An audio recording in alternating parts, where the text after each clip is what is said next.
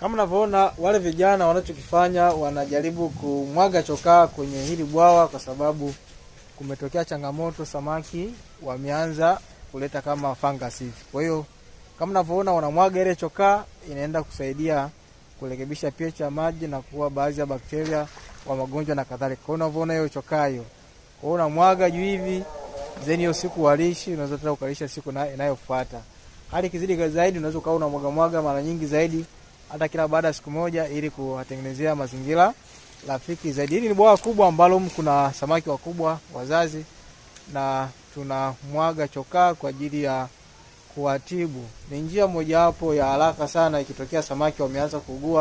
Kwa hiyo unamwaga pembeni kama vile, alafu na katikati pia unamwaga ili kuwasaidia samaki wao vizuri zaidi. Kwa hiyo ni njia ambayo inatumika mara nyingi zaidi.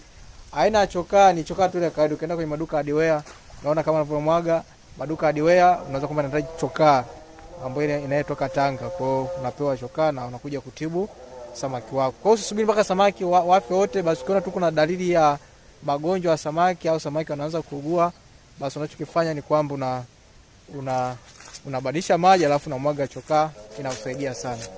Ni mimi Mr. Makemba nikiripoti kutoka hapa Dar es Salaam.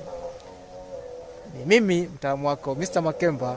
Asante. Namba za simu ni 074 502 6287. Karibuni tujenge Tanzania viwanda na ufugaji wa samaki.